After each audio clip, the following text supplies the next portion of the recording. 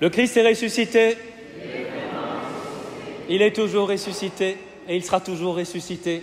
Il est vivant tous les jours, il est avec nous chaque jour. Il n'est pas avec nous que quand nous prions ou que lorsque nous nous rassemblons. Il est toujours avec nous. Il s'appelle Jésus, deuxième prénom sur la carte d'identité de Jésus.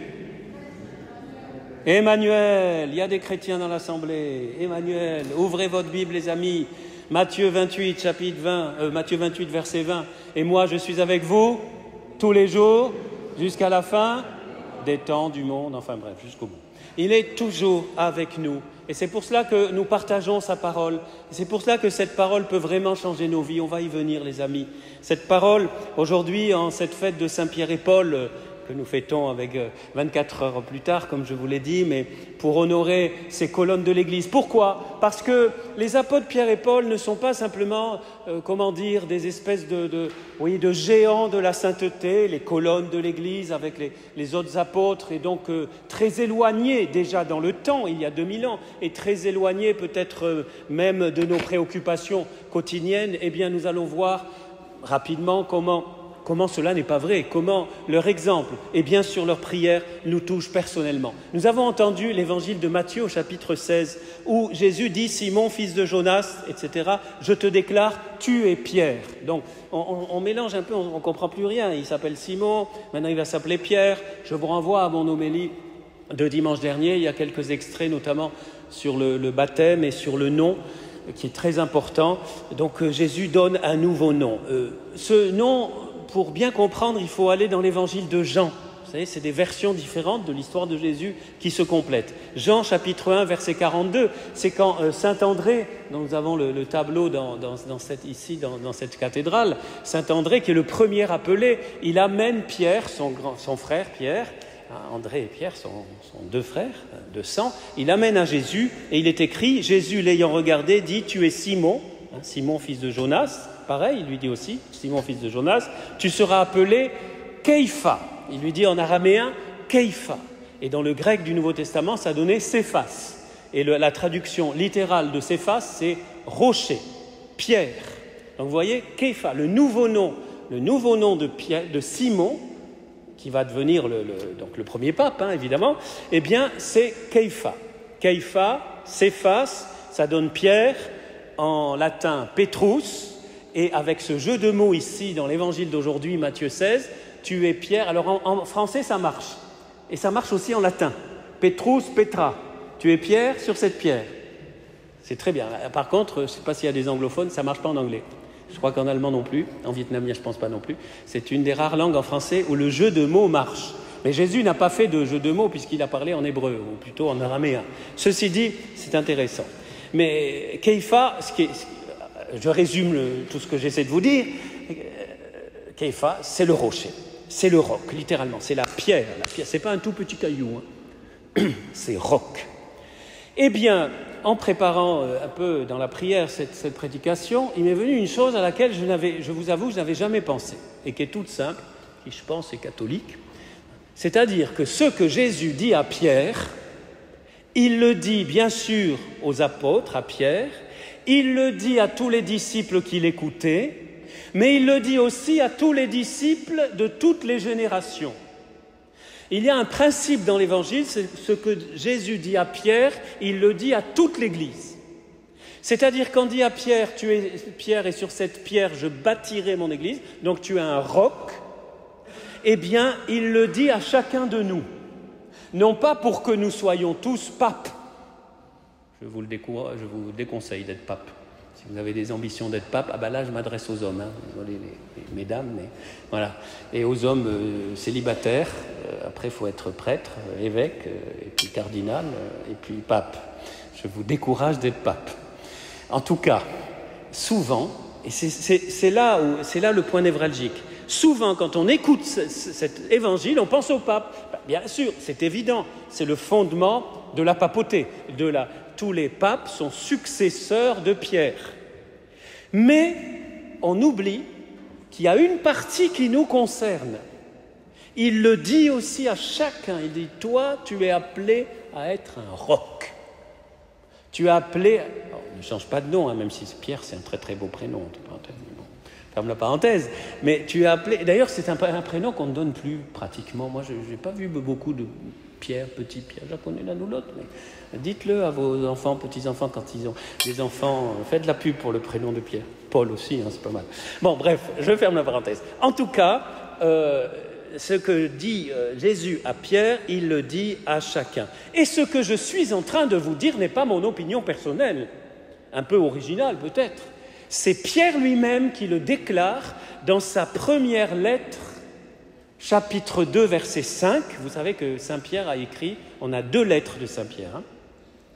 Eh bien, dans sa première lettre, il est dit « Vous aussi, comme pierre vivante, entrez dans la construction de la demeure spirituelle pour devenir le sacerdoce saint et présenter des sacrifices spirituels agréables à Dieu par Jésus-Christ. » Il n'est pas en train de dire ça aux séminaires de l'époque, il n'y avait pas de séminaire à l'époque, mais à ceux qui vont devenir prêtres ou évêques. Il le dit à tous les chrétiens. Vous aussi, tous, vous êtes appelés à être des pierres vivantes, à être des rocs. Cela vraiment veut dire que chaque baptisé est appelé à être un roc pour prendre sa place dans l'édifice, sans prendre la place de la pierre par excellence qui est la pierre angulaire, la clé de voûte, si vous voulez. L'autre jour, je crois que j'ai vu, j'ai pas eu le temps de vérifier, mais il y a des vidéos qui tournent sur les dernières étapes de la reconstruction de Notre-Dame. Et je crois qu'on voit là, au moment où ils mettent dans la voûte la dernière pierre qui tient tout, la pierre angulaire qui tient tout l'édifice. Et c'est aussi Pierre qui dit cela dans ce même passage. Approchez-vous de lui, il est la pierre vivante, rejetée par les hommes, mais choisie et précieuse devant Dieu. En effet, il y a ceci dans l'Écriture, je vais poser en Sion une pierre angulaire, une pierre choisie, précieuse, c'est-à-dire Jésus, hein. Celui qui met en elle sa foi ne saurait connaître la honte. Voyez donc, pour résumer, la pierre angulaire Jésus, mais tous appelés à être Pierre. Vous allez tous sortir en vous appelant Pierre aujourd'hui. Voilà. Tous appelés à être un roc. Et on va développer cela. Le roc, ça suggère la solidité, la stabilité et la fiabilité.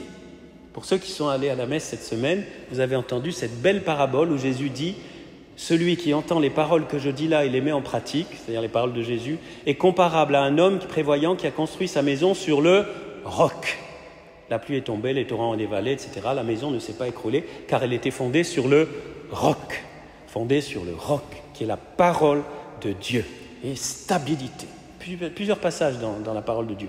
On voit que le roc, c'est pour ça que, d'ailleurs, entre parenthèses, cet autel, on l'aime ou on l'aime pas, hein, c'est les arts, hein, l'art liturgique, on peut aimer, finalement, il est pas mal, mais surtout, c'est vraiment un autel canonique, comme demande l'Église, c'est une pierre, c'est un rocher, c'est un roc. Il symbolise Jésus. Vous ne le saviez peut-être pas, hein, que l'autel symbolise Jésus. C'est pour ça que il y a souvent les batailles liturgiques, est-ce qu'il faut célébrer ad orientem face au peuple, dos au peuple, bref.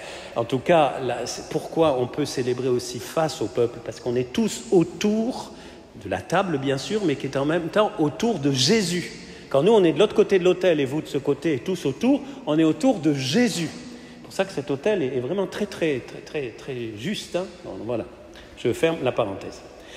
Alors, certains peuvent me dire, ok, Père Pierre, c'est bien, tout ça, mais très concrètement, comment être un roc? Pour Saint-Pierre, ça va. Saint-Pierre, bon, de toute façon, il a été ce roc. Même s'il a renié, il est revenu, entre parenthèses, hein, mais ça peut-être en dira un mot. Mais comment moi, je peux être un roc? Arrivons à notre vie très concrète aujourd'hui en 2024, le 30 juin 2024. Comment tu peux être un roc pour tes frères et sœurs? Un roc dont le monde a besoin, dont l'Église a besoin, mais aussi dont le monde a besoin. De ne pas simplement se reposer sur le pape, les prêtres, les évêques, quelques personnages comme ça, je me repose sur eux et puis moi je vis ma vie, moi je suis un pauvre petit caillou, peut-être, du gravier, ou un peu de sable. Non, on est tous appelés à être un roc. Par exemple, un roc de foi, en musclant ta foi, en devenant contagieux de foi. Combien il y a besoin de foi aujourd'hui? combien l'incrédulité, le doute, les bousillent la vie de plein de gens, y compris dans l'Église. C'est pour ça qu'on ne voit pas assez de miracles parmi nous. On ne voit pas assez de miracles parce que, je ne sais pas, peut-être c'est psychologique, c'est de l'effet de foule, c'est parce que Evan il joue super bien à l'orgue, alors du coup, voilà, il y a un miracle. Bon, ben, si les organismes suscitaient des miracles, ça se saurait, et puis on ferait des heures et des heures d'orgue. Hein. Alors on est là à inventer des trucs, à réfléchir avec notre tête, puis après il faut prendre un Doliprane parce qu'on a mal à la tête, parce qu'on a... Plutôt qu'être comme des enfants et dire pas une foi naïve, oui une foi naïve j'ose dire, une foi d'enfant, pas une foi qui ne discute pas, oui on peut discuter avec Dieu, on peut lui dire pourquoi ce drame dont je vous parlais tout à l'heure, pourquoi Seigneur je ne comprends pas, on peut même crier vers lui.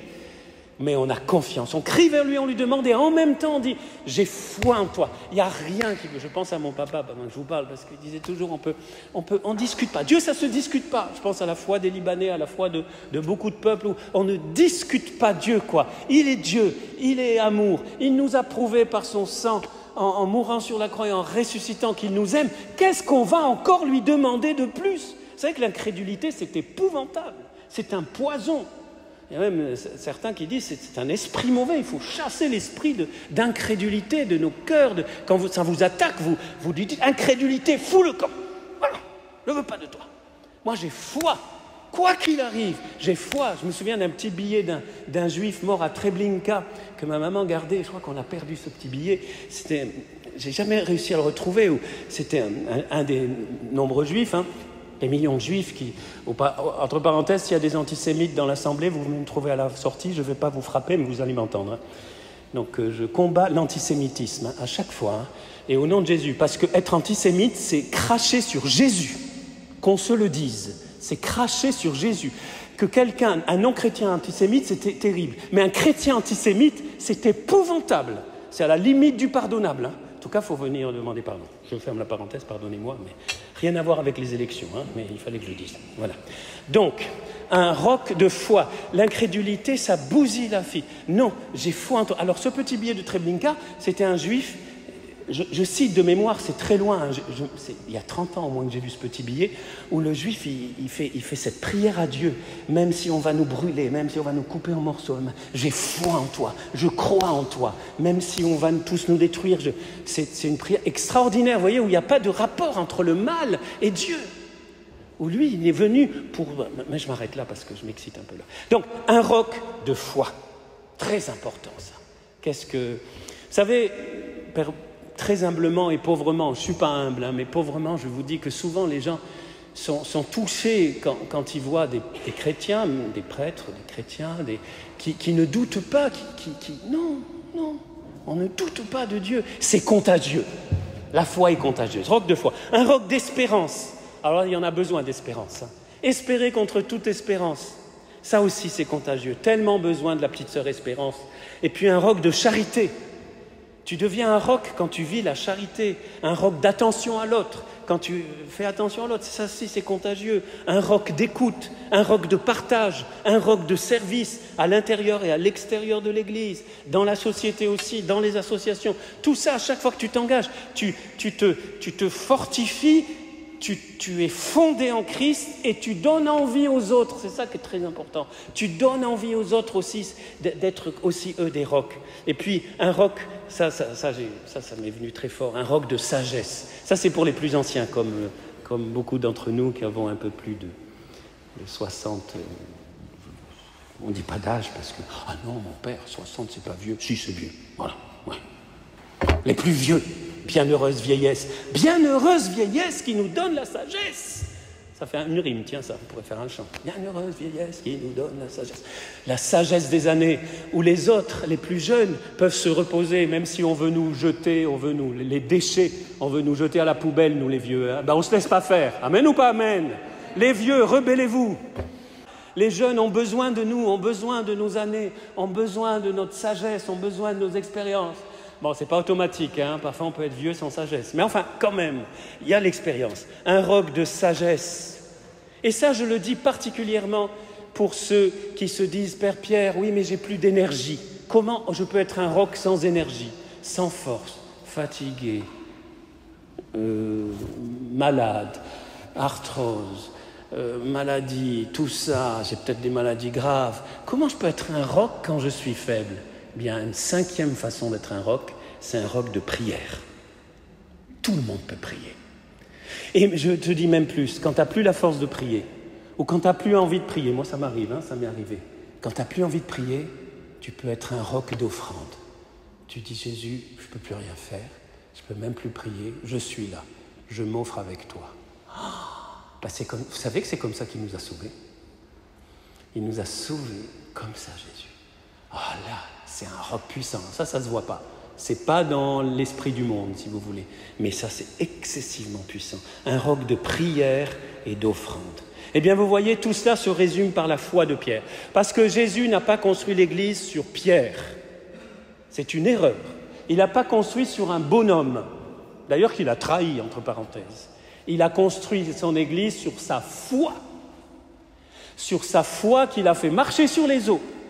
Sur sa foi qui lui a fait jeter le filet, obéissant à un charpentier, lui le pêcheur de métier, qui entend un charpentier qui était Jésus, lui dire « jette les filets ». Il aurait pu dire « écoute, toi tu es charpentier, moi je suis pêcheur. Je sais que les filets, après une nuit sans rien prendre, vous irez vérifier en Luc chapitre 5, je ne peux pas, je jette les filets et je ne prendrai rien. » Mais il rajoute « sur ta parole, je jetterai les filets ». Ça c'est Pierre. Sur ta parole. Comment être un roc? Et je finis avec ça. Comment être un roc de prière, de sagesse, de foi, d'espérance, de charité, en mettant toute notre foi dans cette parole de Dieu qui nous est transmise par la puissance de l'Esprit Saint, par l'Église, cette parole sur laquelle repose notre foi. Et c'est la parabole de l'homme qui construit la maison sur le roc. Il entend la parole et il la met en pratique. Tout vient de là. D'où l'urgence aussi, pour nous tous les amis, moi le premier, tous, de continuer à méditer cette parole. C'est pour ça que je prêche plus que 8 minutes. D'ailleurs, l'évêque hier, il a prêché plus de 8 minutes. Voilà. Donc, c'est pour ça que c'est important qu'on prenne le temps de partager la parole. C'est très important, mais pas que le dimanche. N'hésitez pas vraiment, je vous casse les pieds avec ça, tant pis. On radote quand on vieillit, il paraît, c'est mon cas, voilà. Je radote et je répéterai jusqu'à mon dernier souffle qu'il nous faut absolument, qu'il y a une carence épouvantable de la connaissance, de la méditation, de la fréquentation amoureuse de la parole de Dieu. Car on y trouve vraiment, et je le redis en ce jour d'élection, si seulement les futurs députés savaient ça. Et s'appuyer davantage tout en étant très laïque, républicain, machin, français, tout ce que vous voulez, mais aller puiser la source de sa sagesse dans cette parole de vie qui donne même la doctrine sociale de l'Église. Combien de députés parlent de la doctrine sociale de l'Église qui peut changer notre société. S'il y en a qui le font trop, ils ne sont pas élus de toute façon. Mais bon, il y en a quand même quelques-uns. Mais c'est très très difficile, je sais, dans le monde politique. Mais nous, on peut le faire, sans être député. Il n'y a pas besoin de députés, on peut le faire nous, pour faire ça. Chacun de nous peut être un roc de foi, d'espérance, fondé en Christ. Une dernière citation. Enraciné et fondé en Christ, affermi dans la foi. Ça résume un peu tout ce que j'essaie maladroitement de vous partager ce matin. Vous irez voir les Colossiens chapitre 2, je crois que c'est le verset 7. Enracinés tous, fondés en Christ, affermis dans la foi. Et donc Luc 5, verset 5, Luc 5, 5, c'est facile à retenir. On peut dire ensemble Luc 5, 5, Luc 5. Encore une fois, Luc 5, 5, vous irez voir. Ça va rentrer. Luc 5, 5. Maître, nous avons travaillé toute la nuit sans rien prendre. Mais sur ta parole, je jetterai le filet. Voilà. Et si je tombe, et Paul, dont je n'ai pas prêché sur Paul, mais on pourrait compléter, mais je vais m'arrêter. Paul nous enseigne beaucoup, Pierre aussi, mais Pierre et Paul, sur le fait qu'on peut tomber. On peut être un roc qui tombe, mais il peut se relever. On peut se relever à tout moment. Paul a gardé cette culpabilité qu'il a donnée au Seigneur d'avoir persécuté les chrétiens. Il est devenu un des plus grands apôtres, l'apôtre, vous voyez. Et permettez-moi une petite chose d'actualité au passage. Peut-être que certains d'entre vous ont écouté Kenji Girac, sa dernière vidéo. Je vous encourage à aller taper sur YouTube Kenji Girac, dernière vidéo. C'est un tellement beau témoignage. Il est chrétien, il est évangélique, mais où il demande pardon de ce qu'il a vécu. Et où il dit, Dieu me donne une deuxième chance. On peut toujours se relever. C'est pas pour faire de la pub pour un chanteur, hein, on aime ou on n'aime pas. Hein. Mais vraiment, c'est l'exemple d'aujourd'hui qui tourne sur les réseaux sociaux. Ça peut toucher des gens de voir, allez, ça dure 4 minutes. Et quand je l'ai écouté, je me suis dit, il faut que je en parle. Que même si on se sent faible, même si parfois on tombe, on peut toujours se relever. Et on a des moyens merveilleux dans l'Église. On a bien sûr la messe, on a la confession qui est beaucoup oubliée, où on peut revenir, on peut retrouver de la force. Pierre, arrête-toi, c'est trop long. Merci. Voilà. Ça marche, hein? Je me parle. En tout cas, les amis, je vous souhaite d'être Pierre. Je vous souhaite d'être des rocs. Des rocs.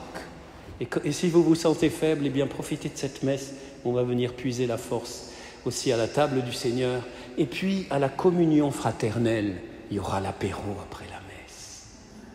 L'apéro, où on fraternise, où on parle, où on peut aussi se confier, où on peut dire à un frère, prie pour moi, en ce moment ça ne va pas. Il y a un service écoute aussi qui existe. On a tellement d'instruments pour ne pas rester isolé. Vous savez, les rocs qui deviennent du sable, qui ne sont plus des rocs, c'est parce qu'ils s'isolent. C'est soyez des pierres vivantes. Saint Pierre, il est génial. Hein. Il dit soyez des pierres vivantes, ensemble. Imaginez les pierres de cette cathédrale, individualistes comme aujourd'hui dans notre monde. Cette pierre, elle va là-bas, cette pierre, elle va là-bas. Ben là, sortez vite de l'église, hein, parce que ça va s'écrouler. Hein. Même s'il y a la pierre angulaire, elle ne suffit pas la pierre angulaire. Si la pierre, elle restera toujours. Jésus sera toujours fidèle. Mais imaginez que des pierres commencent à partir là. Qu'est-ce qui va se passer dans la cathédrale ? C'est ce qui se passe parfois dans l'église, les amis. Quand on commence chacun, pas vous, hein, mais c'est la tentation, chacun pour soi, Dieu pour tous. Je ne sais pas dans l'évangile d'ailleurs. Hein, voilà, non, ensemble. Amen ou pas amen? Pierre, tu t'arrêtes, merci. Au nom du Père et du Fils et du Saint-Esprit. Amen.